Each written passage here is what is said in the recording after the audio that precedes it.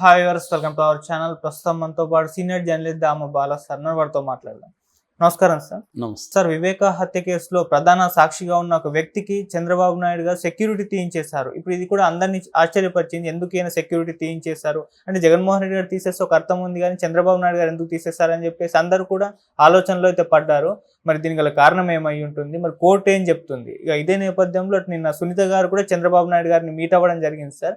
మరి ఆమె ఏం డిమాండ్ చేస్తుంది, ఆమెకు న్యాయం జరిగే అవకాశం ఉందా సార్? వివేకానంద కేసులు అనేక ట్విస్టులు గత 5 ఏళ్ళుగా జరుగుతూనే ఉన్నాయి. లేటెస్ట్గా 2 పరిణామాలు జరిగాయి. ఒకటేమో వివేకానంద రెడ్డి కేసులో ప్రధాన సాక్షులలో ఒకరైన కొమ్మ శివచంద్రారెడ్డి, ఆయన ప్రధాన సాక్షుల్లో ఒకడు. ఆయనకు గతంలో విట్నెస్ ప్రోగ్రామ్ అంటారు, విట్నెస్ ప్రొటెక్షన్ ప్రోగ్రామ్ 2018 కింద ఒక ప్రొటెక్షన్ ప్రోగ్రామ్ అనేది గవర్నమెంట్ ఏర్పాటు చేసింది. అందులో భాగంగా ఆయనకు సెక్యూరిటీ ఇచ్చింది. ఎందుకంటే సాక్షి కాబట్టి సెక్యూరిటీ. మనకు తెలుసు అతను దస్తగిరికి 5+5 సెక్యూరిటీ ఉంది. సో అలా అతను కూడా ఇప్పుడు సాక్షి, ముద్దాయి కాదు.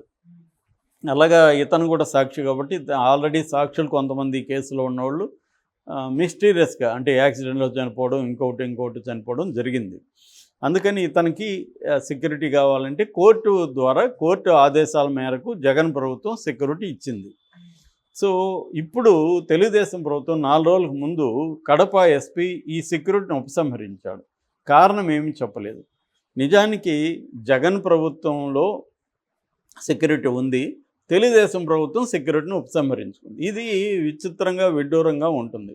నిజానికి తెలుగుదేశం ప్రభుత్వం జగన్ ప్రభుత్వం ఇవ్వని వాళ్ళకు కూడా సెక్యూరిటీ ఇవ్వాలి సాక్షులకి.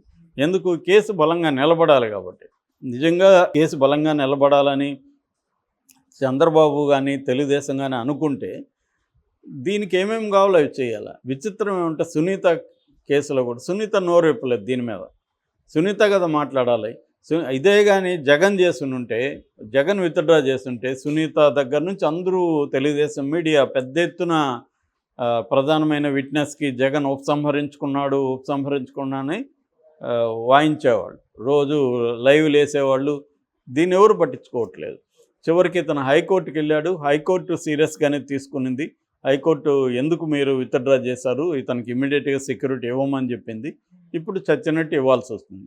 సో ఇక్కడ నిన్న ఇది ఒక పరిణామం. దీని గురించి మళ్ళీ చెప్తాను నేను. ఈ పరిణామంలో నిన్న సునీత వాళ్ళ భర్త నెర్రెడ్డి రాజశేఖర రెడ్డి ఇద్దరు కలిసి చంద్రబాబుని కలిసి ఏదో కొంత ఫండ్ ఇచ్చారు వరదలకి. ఇచ్చిన తర్వాత వాళ్ళు సిబిఐకి చెప్పి, మీరు కేంద్ర ప్రభుత్వానికి చెప్పి సిబిఐని త్వరగా దీని మీద విచారణ ముగించి ట్రయల్కి తీసుకెళ్ళమని చెప్పండి అనేది సునీత చెప్పింది. సునీత కూడా రాజకీయాలు చేస్తుందని నేను చాలాసార్లు చెప్పాను. నిజంగా రాజకీయాలు చేయకపోతే ఆమె ఈ కొమ్మ శివచంద్రారెడ్డికి ఇచ్చిన దాని మీద కొట్లాడాలి. అదేమీ చేయలేదు. అట్లాగే సిబిఐ త్వరగా కావాలని ఇప్పుడు చంద్రబాబుని అడుగుతుంది, కానీ ఈ 100 రోజుల్లో ఆమెమీ చేయలేదు. ఇప్పుడు కూడా ఆమెమీ గట్టిగా డిమాండ్ చేయట్లేదు. ఏదో కలిసింది, అడిగేసి వచ్చింది అంతే. ఇంతకుముందు అంతా సుప్రీంకోర్టుకి మాట్లాడితే వెళ్ళిపోయేది, ఎవరు బెయిల్ పిటిషన్ అయినా ఇంప్లీడ్ అయిపోయేది.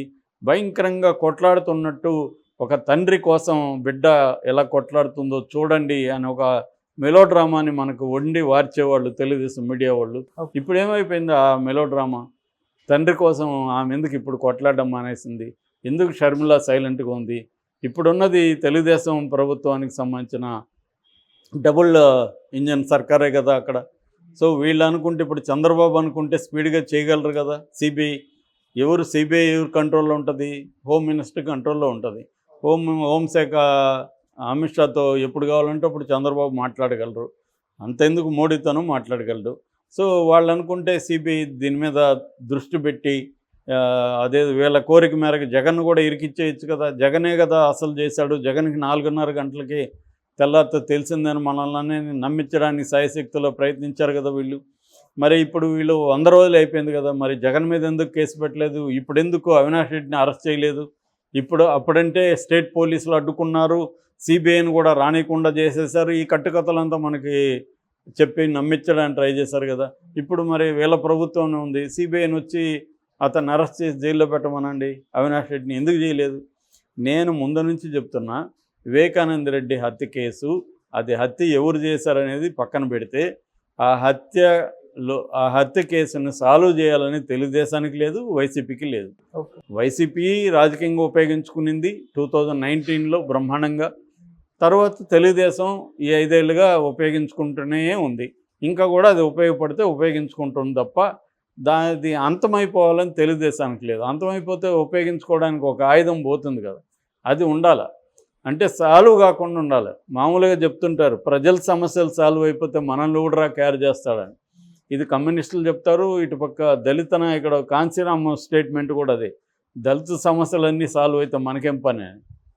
అంటే వీళ్ళకి సమస్యలు ఉండాలి, సమస్యలకి తీరుస్తున్నట్టు వీళ్ళు నటిస్తూ ఉండాలి. అప్పుడే వీళ్ళ ఇంపార్టెన్స్ ప్రజలు గుర్తిస్తారు.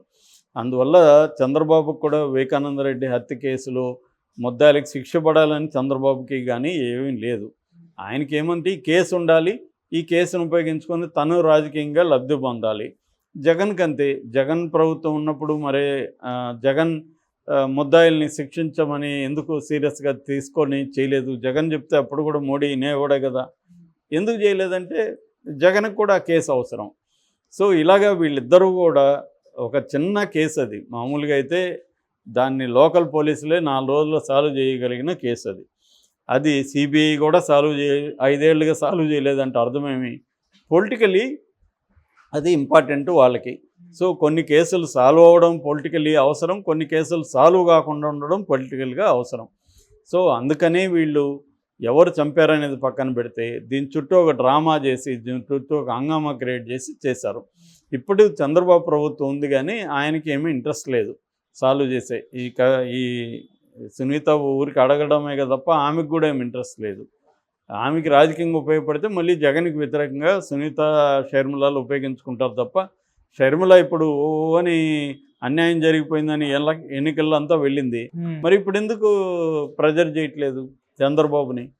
షర్మిల ప్రెజర్ చేసి, షర్మిల సునీత ప్రెజర్ ఎందుకు చేయట్లేదు? మేము నిరసన తెలియజేస్తాం, ధర్నా చేస్తాం అని ఎందుకు డిమాండ్ చేయట్లేదు? చంద్రబాబు ప్రభుత్వం ఉంది, అక్కడ కూడా చంద్రబాబు చెప్తే వినే ప్రభుత్వం ఉంది.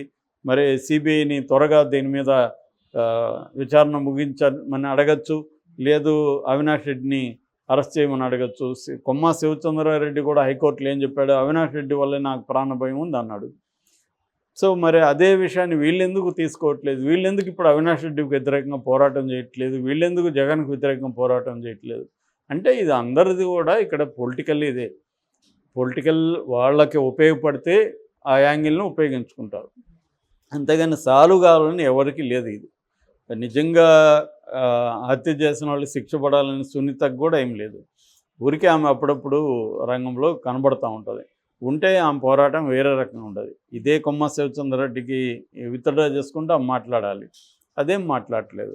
ఇదే ప్రధాన ముద్దాయిగా ఉన్న దస్తగిరి నేనే చంపానని వాడు అందరికీ చాటుకొని ఎవడన్నా ఫోన్ చేస్తే కూడా ఎవరు ఫోన్లో అంటే నేను రా దస్తగిరి అంటే ఎవరండి దస్తగిరి అని నీకు తెలీదా వివేకానంద రెడ్డి చంపినోని అని అతను మాట్లాడతాడు. అలాంటి వాడిని ముద్దాయిగా ప్రకటించింది కోర్టు. దానికి కూడా ఏమేమి అబ్జెక్షన్ లేదు. అంటే నాన్నని చంపిన కరుడుగట్టిన ఒక నేరస్తుడిని సాక్షిగా ప్రకటిస్తే కూడా ఈమె వ్యతిరేకించట్లేదు. సో అంటే ఎవరో చంపమంటే వాడు చంపాను అంటున్నాడు. వాడైతే నేను చంపమంటే కూడా చంపలే, డబ్బు తీసుకొనే చంపాను అని చెప్తున్నాడు. సో అందువల్ల దీంట్లో ఎవరికి కూడా వివేకానంద రెడ్డికి సాల్వ్ కావాలని లేదు. అందుకనే చంద్రబాబు కూడా విత్డ్రా చేసుకున్నాడు. ఎందుకు వాడికి? ఇప్పుడు ఆయనకు కూడా తెలుసు వాడిని ఎవడేం చేయడని. ఎందుకు చేస్తారు ఇప్పుడు ఆయన్ని? ఎందుకంటే దీంట్లో ఆల్రెడీ సిబిఐ దగ్గర కాంక్రీట్ ఎవిడెన్స్ ఏమి లేదని హైకోర్టే చెప్పింది. 16 ప్రశ్నలు సిబిఐని అడిగింది హైకోర్టు. 16 ప్రశ్నలకి సిబిఐ సమాధానం చెప్పలేకపోయింది. అంటే వాళ్ళు ఏంటంటే ఓన్లీ హీర్సే అంటారు, హీర్సే ఎవిడెన్స్ అంటారు. అంటే ఎవరో చెప్పారు అని చెప్తున్నాడు దస్తగిరి, ఎవరో చెప్పారు నాకు అని. ఆ ఎవరో ఎర్రగంగారెడ్డి చెప్పాడని చెప్తున్నాడు. ఎర్రగంగారెడ్డి నేను చెప్పలేదు అని చెప్తున్నాడు. ఇంక అయిపోయింది అక్కడ.